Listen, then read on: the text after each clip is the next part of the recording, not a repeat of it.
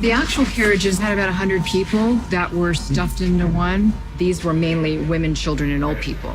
They were not given food and water, so people died. It was a first example of people being moved in this way by trains.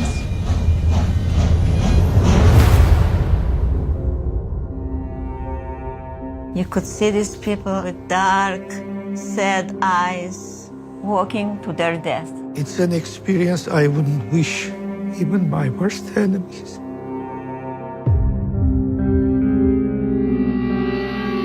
A million Armenians were killed in 7 or 8 months in 1915. A million Armenians just in that period. That was unprecedented in modern history. The Armenians were not Turkic, the Armenians were Christian. They've been wanting to get rid of this minority for a long time, and now was their chance under the cover of war. The whole Armenian population. They were all arrested and massacred on deportation marches. They have the same PR company that does tobacco industry stuff and anti-global warming stuff. The U.S. government, out of deference to our NATO ally, Turkey, had a taboo on saying anything about this historical event. From the earliest days of interest in the Armenian genocide, there was interest in making some sort of feature film that was about what had happened to the Armenians. Turkey threatened and got the State Department to call MGM. MGM did cower to its interests and ended the film, and it never came to light. Right before production, a representative of the Turkish community in Canada wanted a meeting. We all looked at each other and went, "Is that a threat?" If we could go and shoot in Turkey, we'd go do that. It's impossible. Our hope is to replicate the events, but not make it repulsive, because the events really were. Genocide is ultimately about erasure, and denial is a way of sealing that erasure. It's not just about them admitting it, it's about justice. We want justice. The onus of telling that story, I mean, the soul of the whole Armenian nation is burnt by this. You grow up hearing all the stories about the genocide, and all of my ancestors have been a part of this somehow.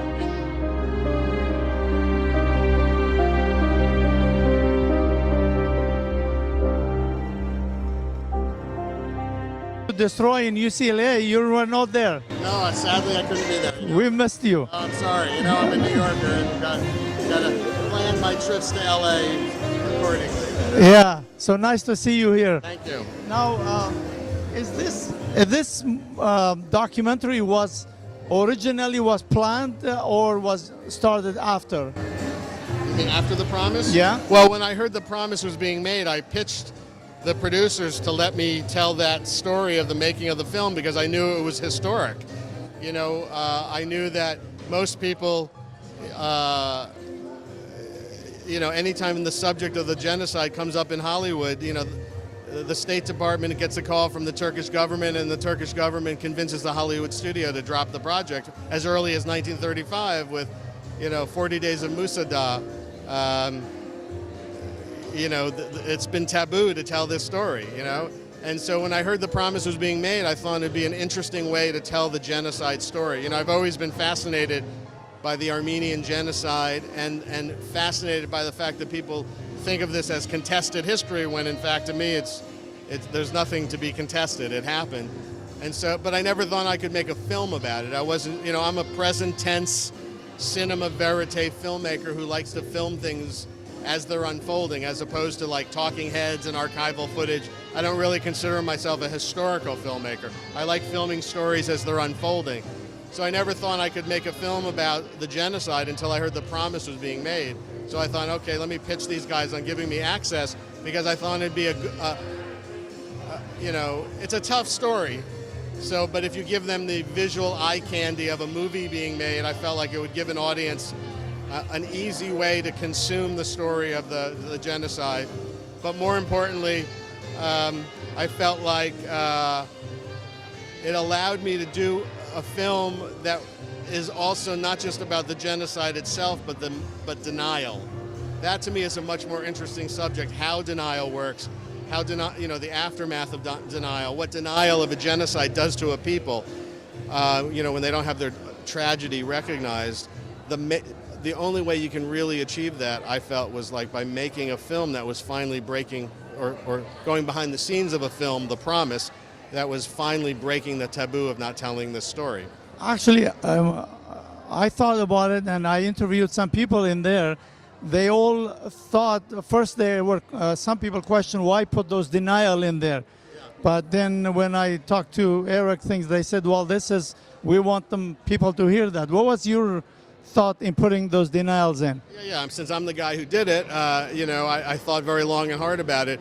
And, a lot of my Armenian friends and some genocide scholars who I asked to look at the film just to make sure it was accurate before I finished it, they begged me not to put the denialists in. In fact, one of the scholars who I greatly admire said, if you were making a film about the Holocaust, would you include denialists in your Holocaust film? And I said, well, if I was just making a film about the Holocaust, then the answer is no. But if I'm making a film about how Holocaust denial works, then yes. And in this case, I think Holocaust denial for the Jewish people, that denial has been largely unsuccessful. I mean, for the Armenians, this is like the heart and soul and crux of the issue. The denial has been so successful that but so few Americans really understand the history. And so I thought you have to hear from the people who, take bits of history and present a certain point of view, and so that you understand what those denial arguments are. The only way you can persuade people is to understand the other side, Actually, it was very interesting because you could see there how you incorporated the promise into that, how they build it, the stress on the actors and the emotion. And some people in there where I interviewed, they even thought it was much powerful than even The Promise. But even though The Promise is the flagship, but they're independent of one another. It's they do different things. Documentaries can tell stories differently than mainstream motion pictures. Mainstream motion pictures reach more people, but the way you reach more people, you have to sanitize it. A documentary can be more aggressive in the information that it presents. I think they stand each unto their own selves, So how long you been doing this stuff? Making films? Long time, 25 years. 25 years. So when did you first heard about Armenian genocide? Oh, as a teenager when I was obsessed with the Holocaust. Because Hitler famously said on the invasion of Poland, he exhorted his generals to spare no mercy, don't be merciful, who today speaks of the Armenians, which he said on the invasion of Poland, because that's the lesson from history he's getting, is like, you can wipe out a people and have no consequences. And I've always been fascinated by that, So how this been distributed? We open theatrically by a company called Abrama Rama next week. It's been on the film festival circuit for the last 6 months, very successfully, won a bunch of awards. And it opens theatrically in New York and LA next week. If it does well, we'll expand it.